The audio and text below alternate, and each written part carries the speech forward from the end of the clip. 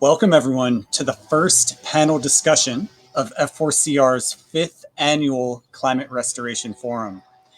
My name is Rick Wayman, and I'm CEO of the Foundation for Climate Restoration.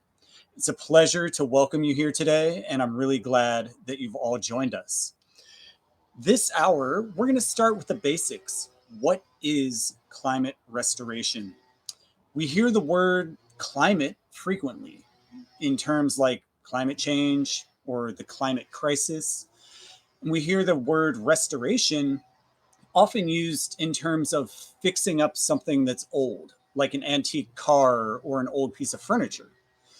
But what's it mean when we put those two words together, climate restoration?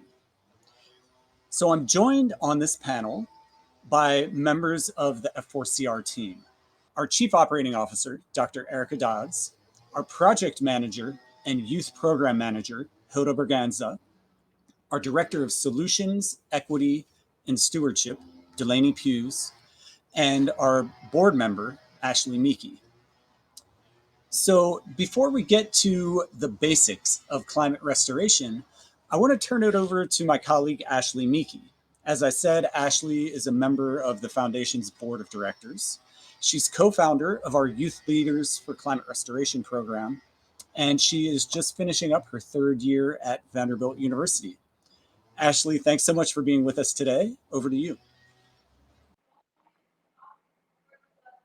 Thank you so much for having me. Such an honor to be here, and I look forward to this event every year. Just such an exceptional space to share about our community and share our own climate stories. And speaking of climate stories, I'd like to share a little bit with you about my own story and I guess what has brought me to F4CR and the impact of climate and climate restoration on my life. The first time I ever heard of climate restoration was at the 2019 first annual Climate Restoration Summit with F4CR. And prior to, I was made familiar only with the impending doom that our world faced. My classes taught me about adaptation for devastating climate disasters and mitigation for corporations that attempted to slow down the Earth's trajectory towards this impending doom. However, F4CR really gave me a new perspective on our climate situation, one where we can be proactive and take actionable steps that have substantial results. Then I realized that this is the agenda that I want to live by. And I was so inspired and hopeful for a different future that I made changes in my own life too, like monitoring what I consume, eat, waste, and I made more environmentally conscious decisions. I also, as Rick mentioned, created the Youth Leaders for Climate Restoration program to inspire youth around the world to advocate for climate restoration too. Oftentimes, youth get shut down for being too young or too inexperienced to participate in the climate conversation. But I wanted a way for youth to get the knowledge and experience to feel confident in advocating for our world. Advocating for our world and advocating for climate restoration is so important to me personally because one day soon, I dream of traveling the world and I want to fully experience all of the Earth's beauty and wonders and preserve it for the rest of us to share and for future generations to come. With that said, that's a little bit about my climate story, and let's learn more about climate restoration. Thank you so much again for having me. Thanks so much, Ashley. It's so inspiring to hear your story of how you got involved and the fact that you've been involved for so long. Getting involved first as a high school student and now as someone who in just 1 year is going to be done with college. Really glad to have you part of this community. So next, I'm going to turn it over to Erica Dodds, and she's going to talk a little bit about the history of climate restoration, where this idea came from, where the term came from, and why it's so important. Erica, over to you. Thanks, Rick. And thank you, Ashley. It's always really grounding to remember why we're all here, and particularly that type of story where someone goes from doom to hope. That's really the possibility that climate restoration brings for all of us. So as Rick mentioned, climate restoration is sort of a funny and intuitive term. And by virtue of being here, You definitely have heard the term before because you registered for the Climate Restoration Forum, and you definitely want to know more about it because you're in the Let's Start from the Basics session. So, thank you for being interested in learning more and for being interested in climate restoration in general. We really need people like you in order to succeed. So, climate restoration is sort of a pivot from the climate action that has existed for decades to maybe even centuries. You know, there have always been people who have wanted to preserve the beautiful environment around them in one way or another. And for a half century at least, we've known that there's something about greenhouse gases that seems to be really problematic for our climate. But we've been focused on that lever for quite a while now. We've been focused on the emissions, the greenhouse gases, and reducing the amount of emissions that we're putting into the atmosphere. So that is undoubtedly extremely important. There's no version of a healthy climate that includes unlimited spewing of greenhouse gases into the atmosphere. It's just not feasible. But with that said, there's a piece that most of us had not known about until pretty recently, which is that once those greenhouse gases, once that CO2, for example, is released into the atmosphere, so you drive your car down the road and it emits CO2, that moves into the atmosphere and it doesn't just disappear. You know, a lot of greenhouse gases have a pretty short half life in the atmosphere. They break down into other molecules within a number of years. But CO2 is such an issue because it actually lasts in our atmosphere for hundreds to thousands of years, which means that, you know, the CO2 that we released back in 1950 is still in the atmosphere and compounding on the emissions that we're continuing to release year over year. And we're releasing close to 50 billion tons of CO2 equivalent. That's basically all the greenhouse gases put into CO2 terms every year, which means that that CO2 just keeps on accumulating and accumulating and accumulating, which means that the warming effects keep on getting greater and greater and greater. So, back before the Industrial Revolution, we were at CO2 levels in the atmosphere of somewhere around 280 parts per million. And you might have heard the term 350 parts per million. You might have heard about 350.org, which is an organization that Bill McKibben started several years ago. And we talk about 350 a lot in our society because that's basically the highest level that we think is potentially safe for humanity. And what many of us did not realize is that we passed that 350 parts per million threshold in 1988. That's almost 30 years ago, right? It's just unbelievable that we passed that level, and most of us had never even considered the idea of 350 parts per million. Some of us weren't even born in 1988. And because CO2 lasts in the atmosphere for so long, ever since that moment, emissions reductions alone would not have been enough to keep us at that presumably safe level of 350 parts per million, right? From that moment on, any additional CO2 that was released would have contributed to getting us over that 350 parts per million. So now, all these years later, we're over 415 parts per million. And not only are we still climbing, we're climbing faster than ever.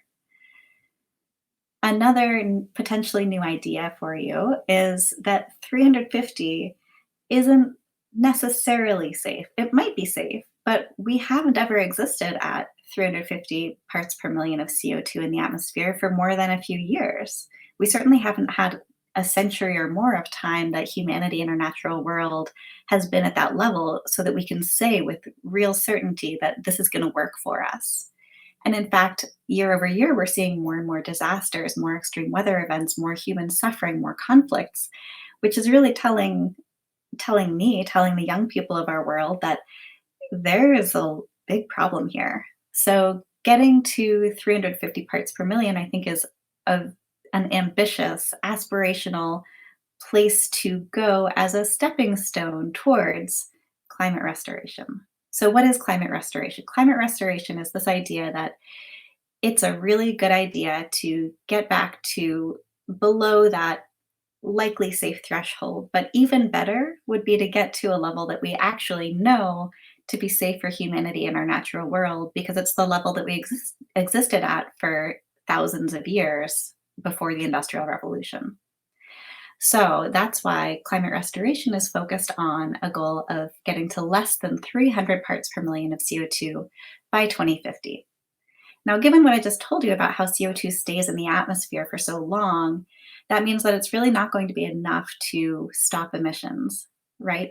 We need to dial them back in time. We need to get all of those historic emissions out of the atmosphere. And what that means is not only stopping emissions, but on top of that, also dramatically scaling up our ability to take atmospheric CO2 and convert it into other things. Now the question is, what other things? What can we do with all of this CO2, with a trillion tons of excess CO2 that will keep it out of circulation for many hundreds, preferably tens of thousands of years? So a lot of the work that's going on in the climate space now, as more and more people are realizing that it's just not going to be enough to stop emissions, we need to do more. The the sector of carbon dioxide removal, or CDR, that's a term that you're going to hear a lot in this session and in the rest of the day. The CDR industry is really getting into gear. So a big part of that is, how do we efficiently get the CO2 from the atmosphere out? But the other part of it is, how do we keep it out for a really long time? We can do that by pumping it underground. We can do that by converting it into biomass like trees. We can do that by using chemical processes to turn it into rocks or dissolve it into water, or any number of different things. So now it's a matter of, what are the things that are going to not only work in terms of physics, but also work in terms of equity and society, and preserving health in our ecosystem so that they'll be around for future generations when we get the CO2 level back under control.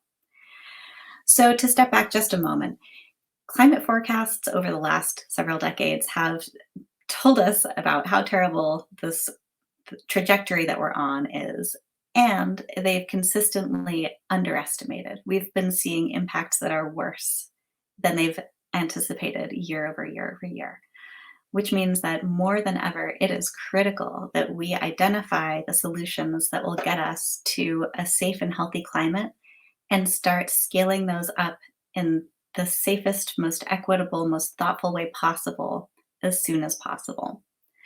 So, climate restoration is all about providing a goal that can get us aligned towards that outcome. Now, what does it take to do that? You're going to hear a lot more of that from our other speakers. But to put it very briefly and in the simplest possible terms, it's really going to take all of us. Not only saying that we want a restored climate, but saying it many times to everyone in our lives, and especially to the decision makers around us, to our local elected officials, to our national and international officials, and really letting them know that it's time to dial up the ambition. 1.5 degrees Celsius, like we've agreed to in the Paris agreements in 2015, that's a hugely ambitious goal, and it's not nearly enough. So, thank you for being here. You, all of you, are the greatest resource that we have in getting the work of climate restoration out into the world and into the hands and minds of our global decision makers. And we've been so thrilled to see all around all of us the development of an increasing number of organizations and institutions and companies that are working with us to take on this ambitious goal and take on their different pieces of it. So just a quick shout out to the University of San Diego Epic Center, to the Global CO2 Initiative at University of Michigan, the Climate Restoration Initiative at University of Virginia, the Open Air Collective, Air Miners, Pachamama Alliance, the Carbon Business Council, the DAC Collective, and more. There are so many organizations and institutions now that are joining this fight with us, and we thank you so much for the work that all of you are doing. Thanks, Erica. I really always appreciate the straightforward way that you're able to explain what it is that we're up to at F4CR and in the broader climate restoration community. So I actually want to stay with you for a few more minutes to talk about climate restoration policy. So maybe you can talk a little bit about how policy supporting CDR relates to the goal of climate restoration and where we expect policy on CDR to go in the coming years. Thanks, Rick. Yeah, as I mentioned, climate restoration is a really ambitious goal, and it's one that I, as an individual, cannot make happen. And in fact, it's one that the state of California, where I live, cannot make happen. It really will require large scale action from a large coalition of actors. And that's why the public sector and policy in particular is so critical to drive things forward. I mentioned that the carbon removal, the CDR industry is really scaling up and working on developing the solutions and the protocols needed to scale up to the degree needed to address this challenge. But one thing I didn't mention is why that's so hard. Imagine the solar industry, right? This is a ubiquitous industry now, but a few decades ago, it was pretty niche. You probably didn't know many people with solar panels on their roofs, and the idea of getting the financing needed to install them was pretty onerous. But with government incentives, now the cost of solar power in most places is considerably less than the cost of fossil energy. So one of the things that policy can do is provide the incentives and the market benefits needed for CDR solutions to move down the cost curve so that they can be scaled much more quickly. So that's why policy support for CDR is so important, because without it, these new innovative ideas are, for the most part, too expensive to be scaled up very dramatically. Thanks a lot, Erica. And I'm looking forward to hearing more about some of the biggest policy wins in the past year in a panel that's happening later today. So now I want to turn it over to Hilda Berganza, who will talk about the importance of education in building public awareness and public will, as well as the role of younger generations in contributing to climate restoration. Hilda, over to you. Thank you, Rick, and thank you all for having me. I've often said that youth and younger generations have the most at stake dealing with the impacts of climate change and advocating for climate solutions. In the last few years, we've seen youth mobilize globally to demand action from policymakers, corporations, and others. And that mobilization has brought attention to issues that were overlooked or were not given the priority that they deserve. Collectively, youth are a powerful force. Education is very important when it comes to empowering, supporting, and setting up youth for the future. Specifically in the area of climate restoration, a strong education can clear up common myths and misconceptions. Building the climate restoration movement requires educating young people, including via the high school curriculum that F4CR has been developing over the past several years. This wide-ranging interdisciplinary curriculum covers climate change, climate justice, and actions youth can take, and more. Once young people understand the basics of climate change and climate restoration, the next step is for them to develop themselves as leaders. One way to do that is via the Youth Leaders for Climate Restoration program, where participants gain skills in speaking and advocating for climate restoration. Young people and adults alike can develop themselves further by educating themselves more deeply about specific climate solutions through resources like the Solution Series, which details natural and technological solutions through the lens of climate restoration. Educational resources like these are critical to the climate restoration movement because they allow anyone to become enough of an expert to teach their communities and local decision makers about climate restoration. Spreading the word is necessary to build the public will needed for climate restoration to succeed. Educating youth in particular gives them hope for their future by teaching them not only about why climate change is a huge issue, but also letting them know about current solutions that exist to restore our climate, the policies that are needed worldwide to reach the goal, and the actions they can take today to advance them. Bringing youth together to learn, lead, and take action not only supports the climate restoration goal, but has them create community and hear what life is like in other places of the world. As youth enter the workforce, starting with the strong educational foundation in climate restoration will not only set them up to be successful in their careers, but will also help them make informed decisions about advancing policies, solutions, advocacy, and more.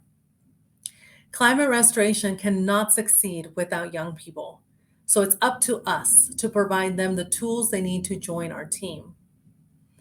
The future of our world depends on youth being empowered with knowledge and skills to become tomorrow's leaders. Thanks, Rick. Thanks so much, Hilda. Now we're going to go over to Delaney Hughes, who will talk about the intersection of equity and justice and climate restoration. Delaney, take it away. Thank you, Rick, and thank you everyone for having me here today. So equity and justice really are the lenses through which we should all be looking at and evaluating solutions that can remove the legacy CO2 from our atmosphere. Because climate change is not only an environmental issue, it's also a social justice issue. Its impacts disproportionately affect vulnerable communities and marginalized groups the most. So it's important that we're putting them at the forefront in order to learn from them and ensure that their benefits are being maximized. Putting equity and justice at the forefront of education and advocacy, like we do at F4CR, is also crucial. If we fail to do so, we risk perpetuating the same injustices that we seek to address. When climate restoration is viewed through a narrow context of technical considerations, we really miss out on the social, political, and environmental considerations that also must be addressed with climate action. Baking equity into research and development, evaluations of solutions, like with our equity evaluation at F4CR, and deployment can really ensure that this work minimizes harm and maximizes benefit for all people, but especially for the communities who have been disproportionately burdened by industrialization and the fossil fuel industry. When equity is prioritized in these areas, we safeguard against business as usual scenarios that environmental and climate justice activists have been raising concerns about for years. The most urgent way innovators can act on equity, ensuring equity and justice in climate restoration is to prioritize justice-centered community engagement and involvement in projects at the local level. And they also would really benefit from maximizing these benefits for communities who have historically suffered around the world as a result of climate change. Policymakers also have a crucial role to play in building equity considerations into climate policy and climate restoration as well. Specifically within climate restoration and carbon dioxide removal, policymakers can also require that this community engagement and benefit plans are a stipulation in terms of ensuring funding for different CDR projects. Furthermore, they can prioritize the participation of communities who have been impacted by climate change in the policymaking process. So this can include engaging communities through public hearings, community meetings, or other forms of public input in order to ensure that their voices are heard and their needs are addressed. In addition to policymakers, the first step to achieving equitable and just climate restoration is really engaging and educating civil society, and that starts with our youth. So this is a youth-themed forum, and it's really important that youth are out here who are also a lot of the people who are raising concerns about climate and environmental justice and advocating for that to really be involved in this co-creation process as we develop and deploy CDR and climate restoration solutions. Education is a powerful tool for social change, and it can play a critical role in moving the needle towards a just future. It's not enough to just remove the legacy carbon from our atmosphere. We really need to ensure that we recognize climate change is a complex web of social, economic, and political factors, including patterns of consumption, production, power distributions, and resources in society. So addressing it requires not only reducing and removing these emissions, but also addressing those underlying social inequities and systemic issues. Great. Thanks so much, Delaney. And I got to say, I really appreciate the leadership that you've taken, not only within F4CR, but on the national stage in terms of incorporating an equity lens and an equity mindset into CDR projects and climate restoration projects.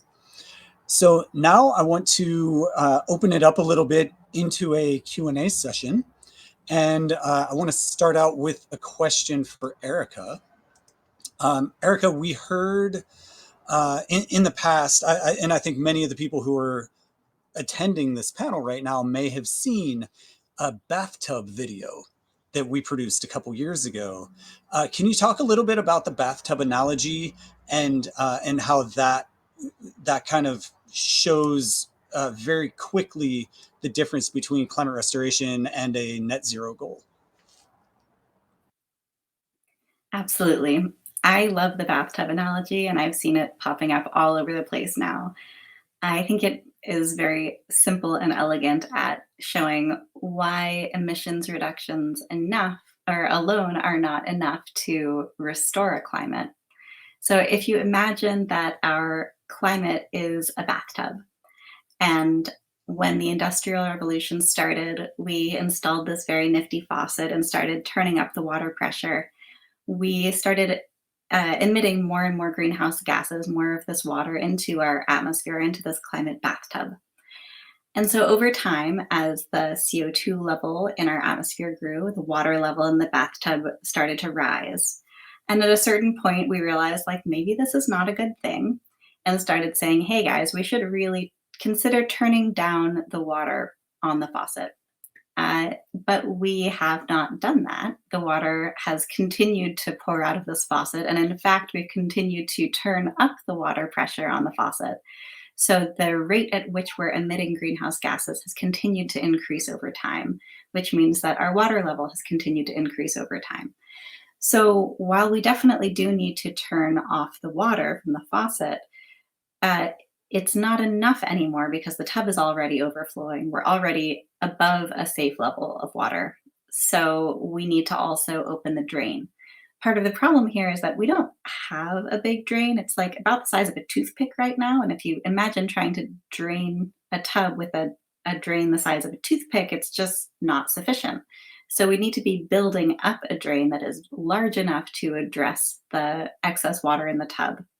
So that's the idea of this bathtub analogy, is that we need to do both. We need to both turn down the water and open the drain at the same time. Got it. Thanks, Erica. So my next question is for Ashley. Ashley, as you know, we have some incredible people who are involved in the Youth Leaders for Climate Restoration program, but it's still a relatively small number of people.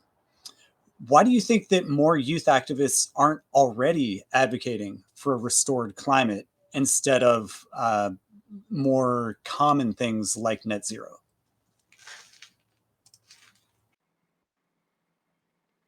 That's a great question. And I think education plays a big factor here, as we've been talking so much about. I mentioned a bit earlier how there was a time when I myself didn't know about climate restoration and then negative strategies. My schools and my high school, especially, had only taught me about mitigation and net zero strategies. And so I think that this is also the case for so many other young youth activists. And I think that's why, again, there's such a need for education and for programming like F4CR's high school curriculum and youth certification program. And the thing that I really love about our programming is that we aren't just throwing around this term broadly. We aren't just broadly saying climate restoration. We really detail specific strategies, standards, legislation, and advocacy steps to build their confidence in advocating for the proper actions to be taken in order for us to receive large scale results. And I think once we really promote and push education, we're going to start seeing so many more young activists just feel confident in talking about climate restoration and, advocating for the proper actions to be taken for our earth. So thank you for that great question. I hope that answers it. Yeah, it does. Thanks so much, Ashley. So my next question is for Delaney. Delaney, in your presentation just a few minutes ago, you alluded to the direct air capture hubs and the role that community engagement is playing in that process. I'm wondering if you see any other specific climate restoration related projects that are using community engagement in a positive way at this point. That's a really great question. None that immediately come to mind, but I will emphasize that with these direct air capture hubs, community engagement is becoming this very urgent need for projects around the world right now. So, project developers in the US who are applying to be host one of these direct air capture hubs are really wanting to make sure that they get this done right. And there's a lot of people holding them accountable to succeed at that. So community engagement is really a crucial stepping stone to ensuring equitable and just implementation of climate restoration.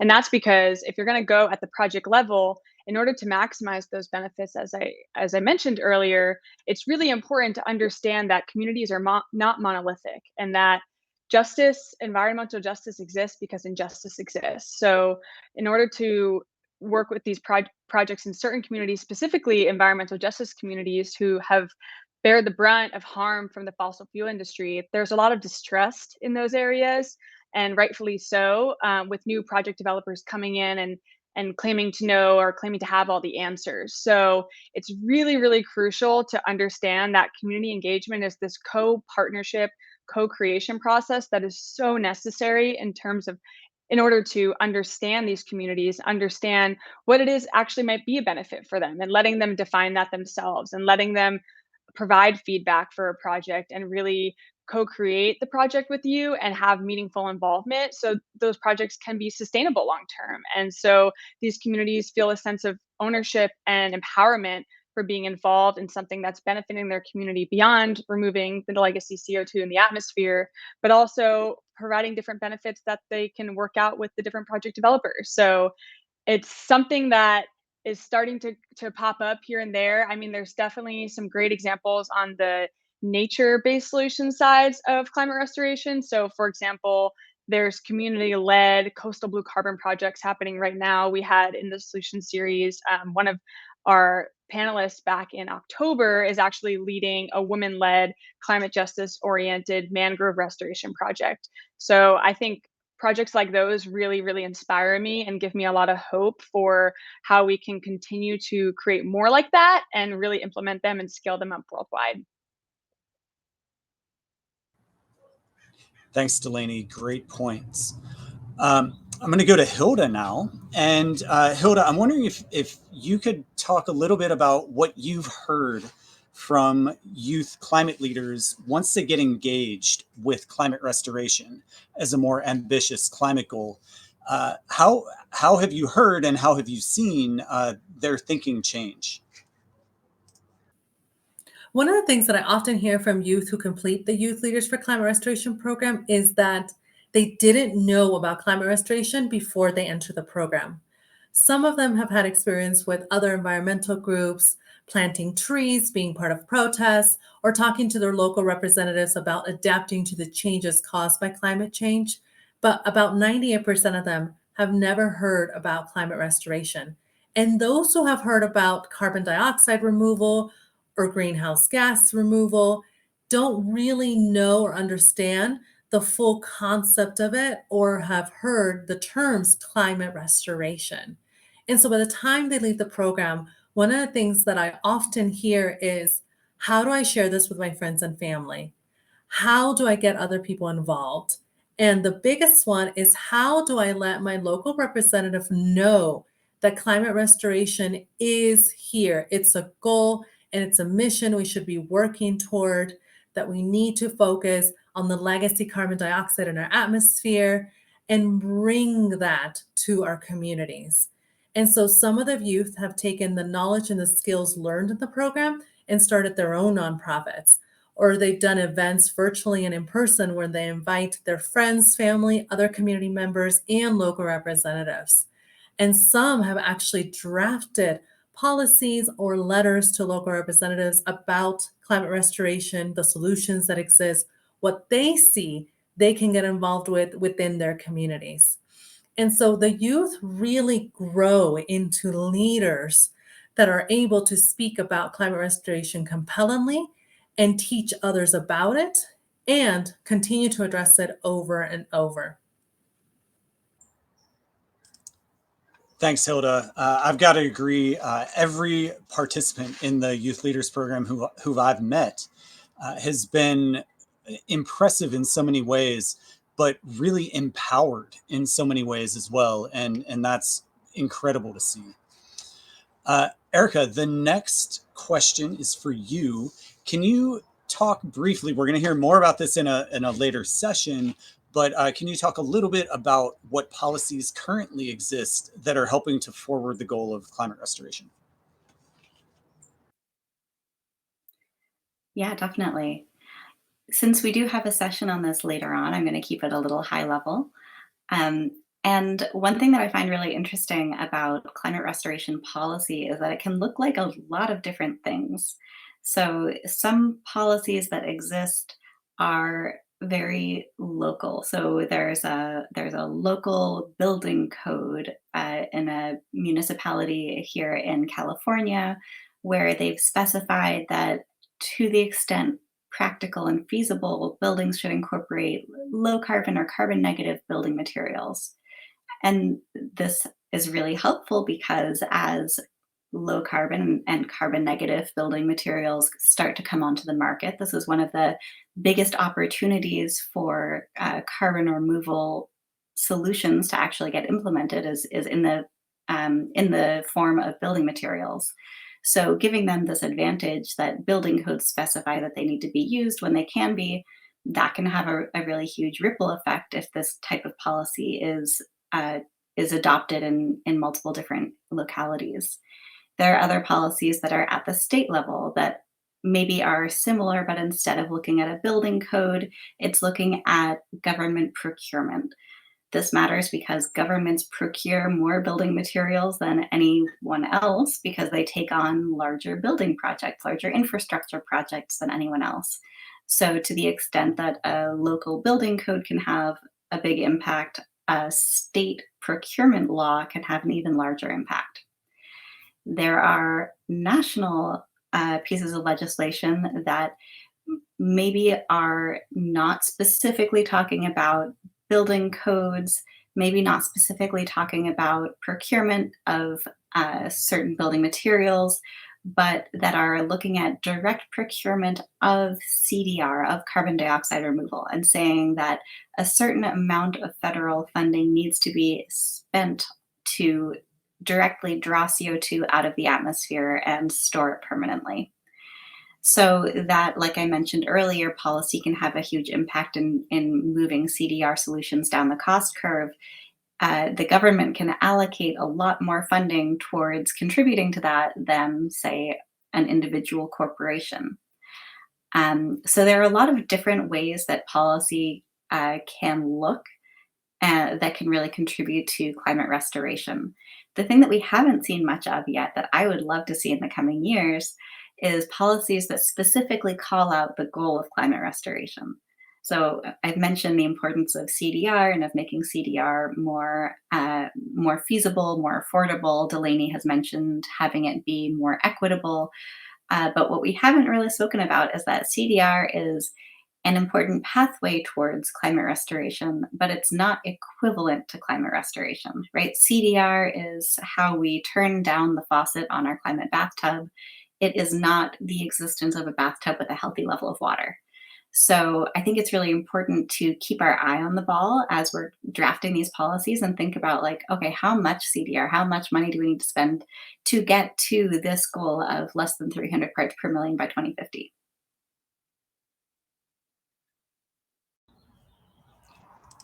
Thanks, Erica. My next question is for Delaney. Delaney, we've heard a lot in the past few years, in particular, more and more about BIPOC communities and environmental justice. First of all, when you answer this question, if you could just unpack that acronym BIPOC for viewers who might not be familiar with it. But also just wondering if there's anything in particular you can comment on in terms of how BIPOC communities and the approach of environmental justice relate to climate restoration in terms of scaling up CDR approaches, on the gigaton scale that we're going to need to see in the not too distant future, and anything else that comes to mind for you there. Yeah, absolutely. So we do a lot of acronyms, I think, within CDR and the climate restoration community, considering I'm saying CDR. So just to let you guys know, BIPOC is a term that has, in the past few years, cropped up more and more. It stands for Black, Indigenous, and People of Color. And these communities are really the ones who bear the brunt of the impact of industrialization and the harms of the fossil fuel industry. So they're being disproportionately impacted by climate change, and then also disproportionately impacted by the associated pollution and infrastructure and polluting industries in their areas. So, for example, there's different health inequalities. There's different communities that are specifically targeted, and it's proven statistically to have certain polluting industries in their neighborhoods. And it really is important that as we're going about uh, it's really important that as we're considering taking climate action, that environmental justice, this idea of ensuring that everyone, regardless of race, ethnicity, or socioeconomic status, should have equal access to a healthy and safe environment. It's crucial to have this at the forefront of any climate action because we cannot leave these communities behind, and it's most important for them to actually be benefiting the most and having the least of the harm because not only were they harmed in the past, but a lot of them are the ones who have had solutions like indigenous folks for thousands of years and African Americans who have been practicing carbon removal techniques for thousands of years and generations. So it's extremely crucial that they're given the means and the access to not only be a part of solutions that are happening right now, but also the capacity to begin their own solutions and recognize and have all of us recognize that they can create those solutions within their communities. And so that intersection between climate restoration, carbon dioxide removal, and environmental justice is super close knit because as we're going to address these legacy emissions, we have to really think about what legacy there was, right? So, what was the legacy that got us to the point where we are today? What is that root cause? And so much of that is interlinked with slavery and colonialism and all these injustices for these communities. So it's so crucial that we're involving them throughout that process. And when it comes to climate restoration and on the project level, it's really important to build trust with these communities because, as I mentioned earlier, there's a lot of distrust because of the fossil fuel industry. So ensuring that these communities are involved in the decision making process, there's an equitable distribution of benefits, and they're really given access and transparency and follow up throughout any project that were to take place relating to CDR and climate restoration. Thanks, Delaney. Uh, Here's a question for you, Erica. Can you talk a little bit about how F4CR chapters have helped to progress, build awareness, and advance climate restoration in the relatively short time that our chapters have been in existence? Yeah, our chapters have only been around for a couple of years, and in that time, they've grown from just a few little pilot chapters to over 40 chapters in almost 20 countries. So, first off, just building a voice for the climate restoration movement around the world is just a huge, significant part of what they've done. But beyond that, they have also been getting letter or items of media published, so letters to the editor and op-eds and so on about climate restoration. They have held book events to raise awareness of climate restoration by promoting the book by the same title. They have met with elected officials at all levels of government all across the world. And notably, last year, there was a federal carbon dioxide removal leadership act that was introduced in the House and the Senate. And 5 of the 6 co sponsors in the House came out of conversations that F4CR chapter members were participants in. So their voices have really had an impact in moving policies like this along. And notably, they've also gotten just through word of mouth to word of mouth, they've gotten other decision makers to take action just by conversations with, for example, with a mayor who then spoke to a member of Congress. So never underestimate the ripple effects of small groups of committed volunteers. They're really incredible. Absolutely. I couldn't agree more, Erica. My next question is for Delaney.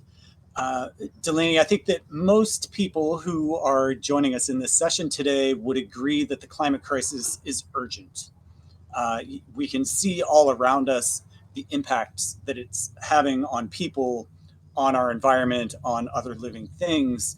Uh, why is it so important to include equity and justice as considerations instead of just getting in there and scaling up climate restoration solutions ASAP?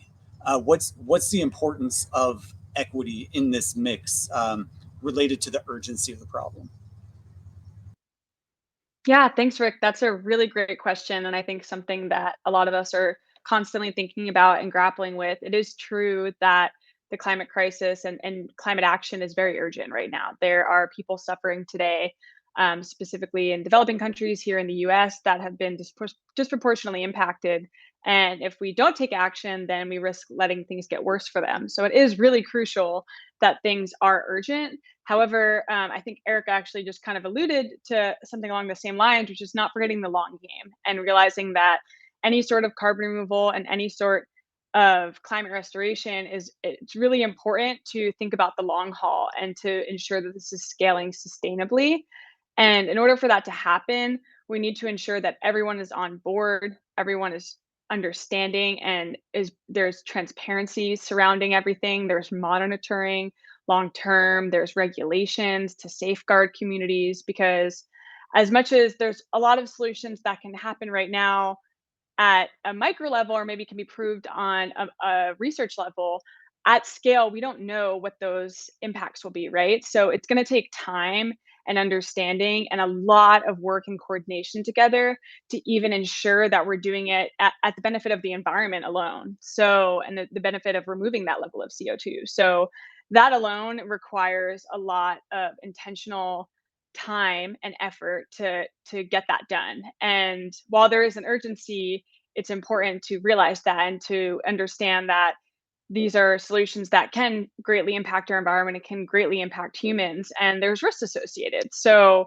if we are going ahead right now, or if we choose to go ahead now and start deploying all these solutions at scale, kind of full steam ahead, there's a lot of risk of perpetuating those same injustices to a lot of communities. And because climate change is not just this environmental or technical problem, and that it's also just this social problem, it's really, really crucial to ensure that that understanding is at the forefront and that that is taken into consideration. So there is an urgency, of course. And if we were to deploy right now with all of these solutions at scale and go full steam ahead, there's a lot of unforeseen circumstances that risk perpetuating those same injustices that we're seeing today, and if not making them worse. So it is so, so crucial to understand the importance of engaging all of these communities, of doing that robust research to ensure that the harms that could happen or be associated with projects are taken care of, are prevented and minimized as much as possible, to ensure there's policy in place that is safeguarding communities should anything go wrong, to ensure not only just minimizing that harm, but also providing benefits for these communities, right? They're suffering right now, as we know. And if we're to recognize the holistic way that this problem has impacted every area of all of our lives, it's so crucial to ensure that those communities that are being impacted right now are ones that we're prioritizing. And yes, that's an urgency, but that's also something that takes intentional time and trust building for communities that have had their trust destroyed and have been harmed in these ways. So yes, yes to the urgency, but also yes to taking things slow in the right way and really taking time to ensure that this is done sustainably. We don't want to go super fast all the way into the ground, right? We want to go slow and really ensure that this is durable, both within the context of storing that CO2 underground or in long-lived products or what have you, but also durable in the way that there's societal support for it and people see carbon removal and climate restoration as another thing to feel empowered about and to feel hopeful about, and not something that is just committing another injustice and another thing that has a negative connotation. This is a really crucial moment right now for us to build a world that we all want to see. And it really takes the time to do that and the intention to do that with all of us on the same page all together. Thanks so much, Delaney. I really appreciate you breaking that down for us. So now, just to wrap up, we are going to hear from each panelist for some closing remarks. So Delaney, I'd like to start with you. Yeah, thanks, Rick, and thanks everyone for having me. This has been very fun. I guess I would just close with really going back to emphasize that climate and environmental justice need to be at the forefront of any action surrounding climate restoration and how crucial that is. It's not a checkbox, it's not something that's nice to have. It's really something that needs to be meaningful and intentional and really having everyone in this ecosystem dedicating the time and effort to do their own anti-oppression work, their own diversity, equity, and inclusion work, and really taking initiative to prioritize this and not letting any excuses get in the way. So I'll leave it at that. And thank you all. Great, thanks, Delaney, and thanks again for your leadership in making this happen, both within F4CR and in the broader community. Hilda, over to you. Thanks, Rick, and thank you to everyone for having me. The thing I think I want to leave people left with is the youth are important, and I think we know that, and their voices in this area of life is very important. They sometimes come to this conversation, the conversation about climate, specifically climate restoration, with new lens, new points of view, all which are very important. And given that they're the next coming leaders, not just entering the workforce, but leaders in general, listening to those opinions, empowering them, supporting them is really crucial. And the other thing I want to say to the youth watching this is go to the older generations too. There's a lot of wisdom and a lot that people older than you have learned in this climate space. And so the collaboration between the generations is key and fundamental, and is really, I think, the answer for the climate crisis, and specifically in reaching the climate restoration goal. Thanks, Rick.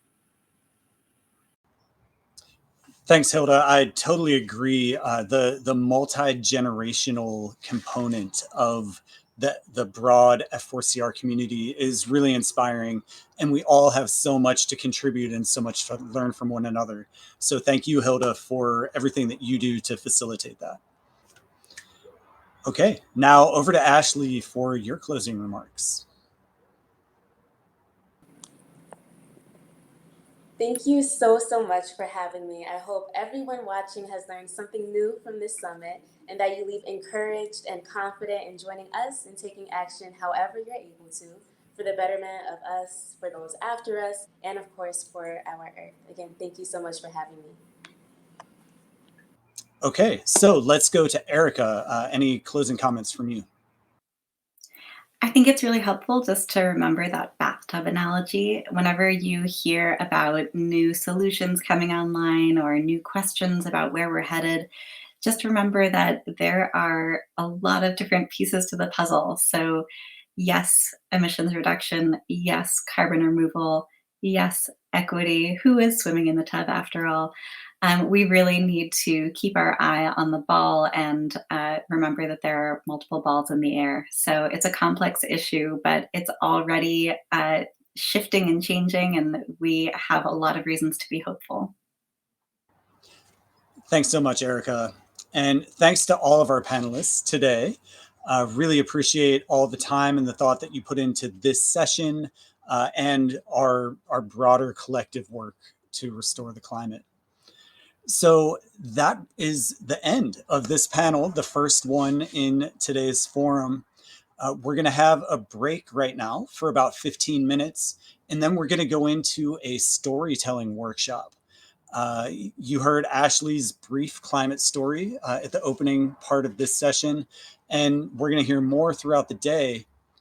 You, whoever you are, you might not think you have a climate story, or you might not think your climate story is very interesting.